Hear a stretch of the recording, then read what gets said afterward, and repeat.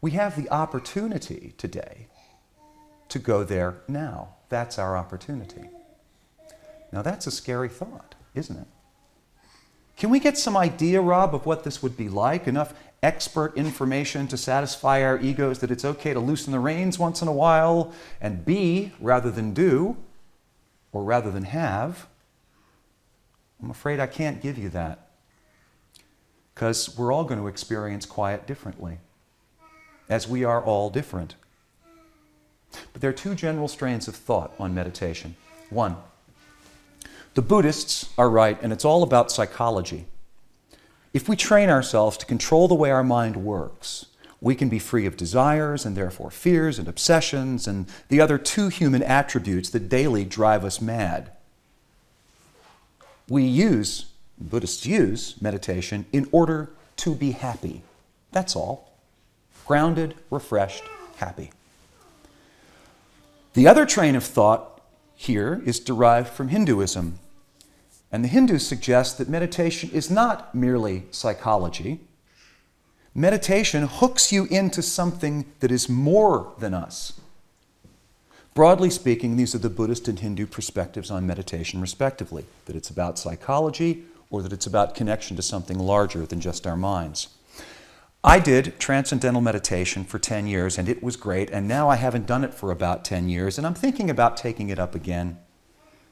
It requires a firm commitment of regular time every day, and that hasn't been easy. Transcendental meditation is of the Hindu tradition, and if you're interested in it, you should go read up on it, because I am not selling anything here today. Just in the interest of full disclosure, meditation and I have some history. So what will it be like for you? I can't say. I can't know your experience, even if you were to describe it to me like Shakespeare. And with all the goodwill in the world on my part, I'd know about your experience, but I wouldn't have experienced it. I can't embody experience the way you do. Only you do that. You have to go there by yourself. I can only speak with any authority, and I'll only do this briefly, about what happens for me. It's all I know. And I offer it to you to use as a gauge, a starting point to think about your own experience when we're done. So what happens for me, which is again all I can authoritatively speak about, is this. At first, when I go quiet, my head fills up with thoughts. You know, it's that 1 o'clock, 2 o'clock in the morning syndrome when you can't sleep. And that's when the carnival really kicks in. Gee, I wonder what, gee, Rob, you're 52 years old, you haven't accomplished anything of note in your life. Why do you think that is? You think you're a real loser? Why? Why is that? Orange, orange. Something must rhyme with orange. Smarange, lorange. My head fills up with thoughts. Or I rather notice that my head is already full of them.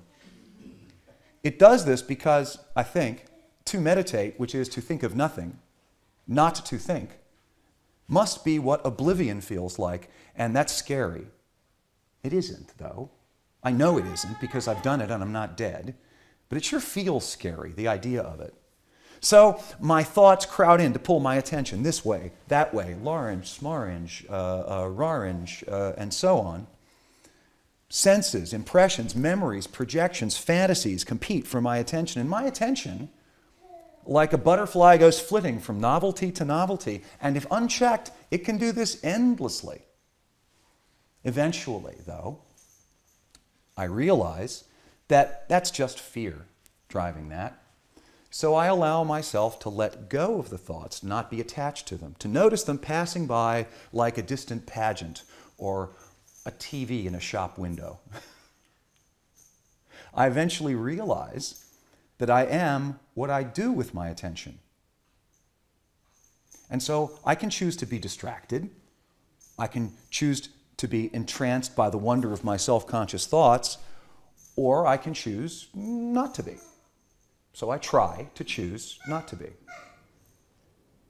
And then, if you can make that decision, you just become your attention, your awareness only. But not aware of anything, just aware. And that, right there, that part is the high. That is the high.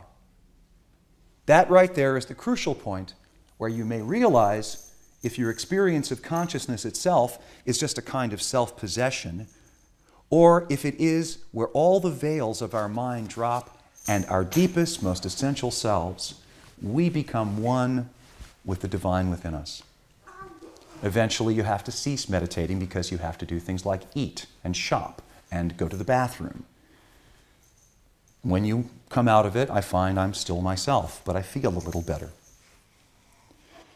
Well, was this just I ask myself, an elaborate psychological trick played within the hall of mirrors that our mind is? Or is there something more there? Buddhists believe that the ability to remain in that place of pure consciousness, pure awareness, is enlightenment, nirvana. There is no further to go, and we are finally home again, our essential selves. We are the spiritual beings we've always imagined we might be. First, the ancient wisdom says, know thyself. These were the words emblazoned over the temple of Apollo at his sanctuary at Delphi. You may know a little bit about the oracle at Delphi. Susan was there recently on a trip.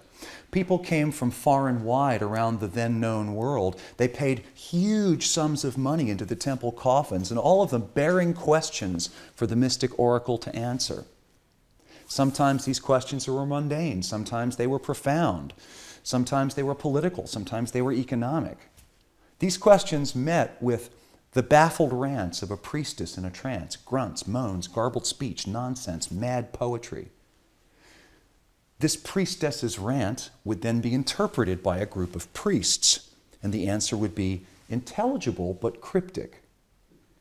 Inevitably, you ended up getting the answer you wanted.